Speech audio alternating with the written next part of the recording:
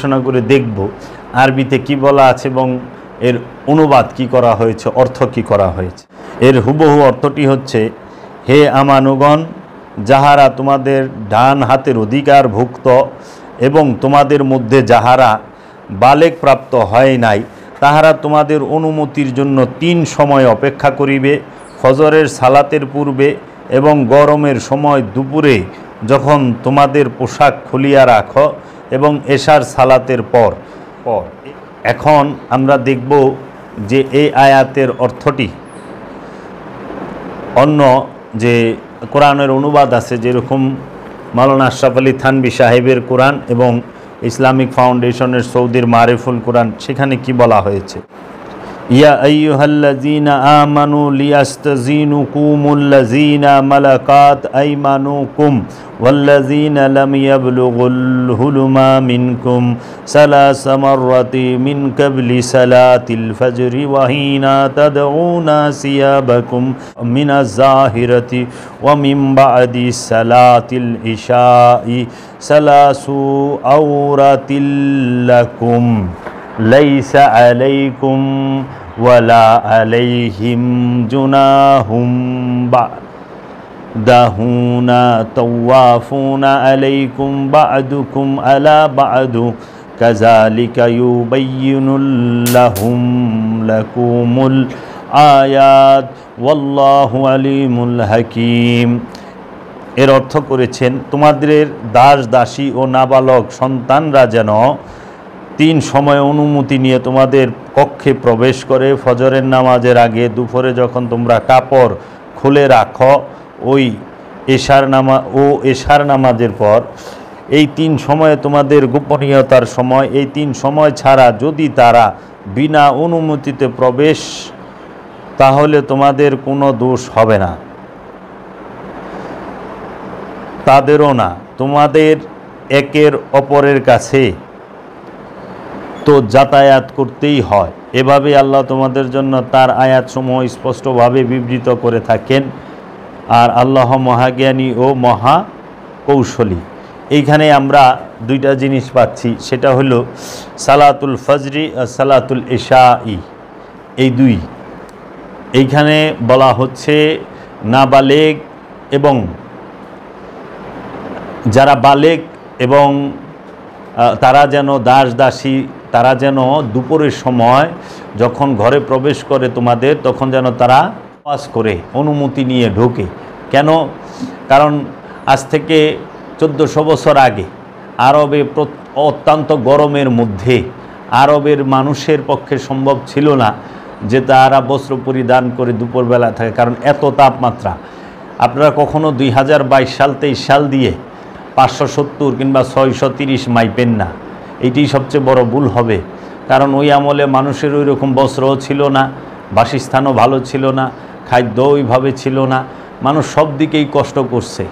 এর জন্য আমরা কোরআন হাদিসে সাহাবায়ে কেরাম এবং আরবের মরুবাসীর মানুষদের অনেক কষ্টের ঘটনা, ইতিহাস আমরা জানি এবং পড়ি এবং শুনি। তো কাজেই এখানে বলছে সালাতুল ফজরি, ভোরের সংযোগ এবং যোগাযোগ প্রচেষ্টা। এর জন্য সালাতুল ইশাই, এখন এশার নামাজ মানে সন্ধ্যাকালীন, সন্ধ্যার পরে যে নামাজ হয় সেটা। তো এখন রাতের সালাত 2 টাইমই, মানে এই সংযোগ এবং যোগ প্রতিটা মুরিদের, প্রতিটা সাহাবীর, প্রতিটা শিষ্যের এই 2 টাইম অবশ্যই রবের জিকির ফিকির এবং সালাতে থাকতে হয়, সালাত করতে হয়। সাধারণের জন্য এবং অন্য সকল মানুষদের জন্য এই 2 টাইম অবশ্যই, ভোরের কর্মের শুরুতে এবং কর্মের শেষে, নিদ্রার আগে এই সালাত সংযোগ করতে হয়। নিদ্রা থেকে উঠে সালাত করতে হয় এবং নিদ্রায় যাওয়ার আগে সালাত করতে হয়, সংযোগ করতে হয়, আল্লাহর রসুলকে এবং রব্বুল আলামিনকে স্মরণ করতে হয়, সংযোগ যোগাযোগ করতে হয়। এবং এই কর্মের আগে সালাত দিয়ে কর্ম শুরু এবং কর্মের শেষেও সালাত দিয়ে কর্ম শেষ, এবং নিদ্রার আগেও সালাত দিয়ে নিদ্রায় যাওয়া এবং নিদ্রা থেকে উঠেও সালাতের মাধ্যমে রব্বুল আলামিনের সাথে যোগাযোগের চেষ্টা কায়েম রাখা। এখন আমরা দেখি যে ইসলামিক ফাউন্ডেশনের কোরআনুল করিমে ইনি কি অর্থ করছেন? এখানে আছে ইয়া আইয়ুহাল্লাযীনা আমানু, এখানে ওনারা মুমিনগণ করে রাখতেছে, হে মুমিনগণ তোমাদের মালিকানা দিন দাস দাসীগণ এবং তোমাদের মধ্যে যাহারা বয়সপ্রাপ্ত হয় নাই তাহারা যেন তোমাদের কক্ষে প্রবেশ করিতে 3 সময়ে অনুমতি গ্রহণ করে, ফজরের সালাতের পূর্বে, দ্বিপ্রহরের যখন তোমরা তোমাদের পোশাক খুলিয়া রাখো তখন, এবং এশার সালাতের পর। এই 3 সময়ে তোমাদের গোপনীয়তার সময়। কারণ যখন মানুষ সালাতের অবস্থায় থাকে তখনও কারো কাছে অনুমতি ছাড়া প্রবেশ নিষেধ। যদি সালাতে থাকে চুপ করে থাকতে হবে। এবং যখন তারা কাপড় খুলে থাকে, এখানে স্পষ্ট বলা হচ্ছে দুপুরবেলা ওই সময়কার আরববাসী কাপড় খুলে বসে থাকতো, কারণ এত গরম ছিল যে শরীরে কাপড় রাখা সম্ভব হতো না। কারণ ওই সময় ঘরের ভিতরে এসি ফ্যান এগুলা কিছুই ছিল না। ওই সময় খেজুর পাতার ছাউনি ছিল, তো কাজেই ওই সময় এত স্পেশাল বাড়িঘর কাহারই ছিল না। তাই এখন এইখানে বলতেছে এই 3 সময় ব্যতীত অন্য সময়ে বিনা অনুমতিতে প্রবেশ করলে তোমাদের জন্য এবং তাদের জন্য কোনো দোষ নাই। তোমাদের একে অপরের নিকট তো যাতায়াত করতেই হয়। এভাবে আল্লাহ তোমাদের নিকট তাহার নির্দেশ স্পষ্ট বিবৃত করেন। আল্লাহ সর্বজ্ঞ প্রজ্ঞাময়। এখানেও এই সালাতুল ফজর এবং এশার সালাত এবং ফজরের সালাতের কথাই উল্লেখ আছে। এখন এখানে আমরা 5 ওয়াক্ত নামাজের কথা পেলাম না। এই সকাল সন্ধ্যা এটা তো দায়েমির ভিতরেই আসে, এটা দায়েমি সালাতের ভিতরে, এটা ওয়াক্তি সালাতের ভিতরে গণ্য হয় না। কারণ দায়েমি সালাতের সবসময় যারা গুরুবাদী, যারা রসুলবাদী, যারা রসুলের অনুসরণ করে তারা সবসময় সকালে এবং সন্ধ্যায় 2 টাইম অবশ্যই আপন আপন রসুলের আপন আপন মুর্শিদের মুরাকাবা মুশাহেদা ধ্যান তাদের সাথে সংযোগ এবং যোগাযোগ করে থাকেন। এরপরে আমরা দেখি প্রফেসর মুজিবুর রহমান স্যার উনি কি করেছেন, উনি কি লিখেছেন। প্রফেসর মুজিবুর রহমান স্যার উনি লিখেছেন সূরা রুমের 58, হে মুমিনগণ তোমাদের দাস দাসীরা এবং তোমাদের মধ্যে যারা প্রাপ্ত বয়স্ক হয়নি তারা যেন 3 সময় তোমাদের কাছে অনুমতি গ্রহণ করে, ফজরের নামাজের পূর্বে, দুপুরের যখন তোমরা বস্ত্র খুলিয়া রাখো এবং এশার নামাজের পর। এই 3 সময়ে তোমাদের দেহ খোলার সময়। এই সময়ের পর তোমাদের ও তাদের জন্য কোনো দোষ নেই।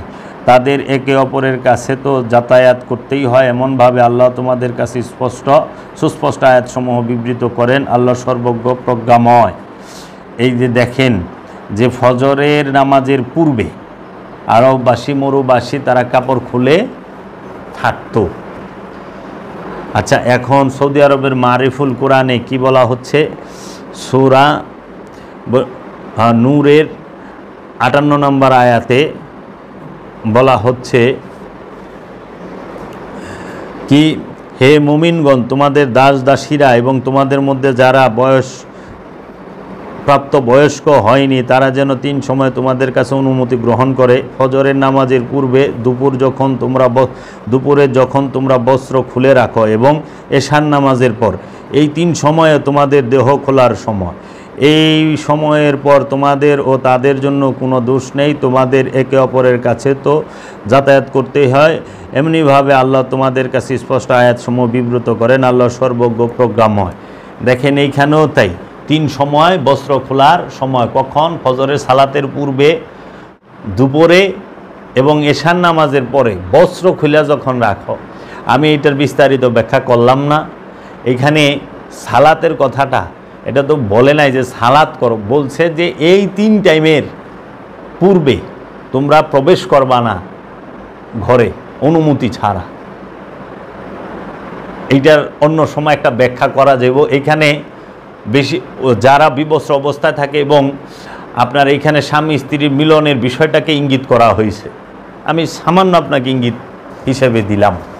কারণ যখন বস্ত্র খুলিয়া রাখো, কোথায়? ফজরের আগে, ফজরের সালাতের আগে, মধ্যবর্তী দিনের বেলায়, দুপুর বেলায়, মধ্যবর্তী এবং এশার সালাতের পরে বলতে আছে।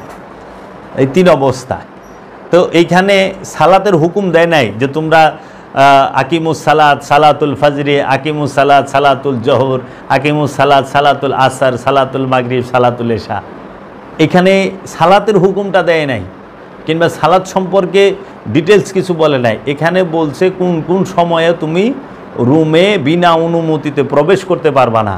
এখন আপনারাই বলেন যে মানুষ রুমে সালাত করতে হয় মসজিদে যায়া, এখানে তো এখানে মানে আসলে কোনোটারই মিল নাই যাদের কথা। কিন্তু এই আয়াতগুলো আসে দায়েমি সালাতের সাথে, দায়েমি সালাতের ভিতরে আসে।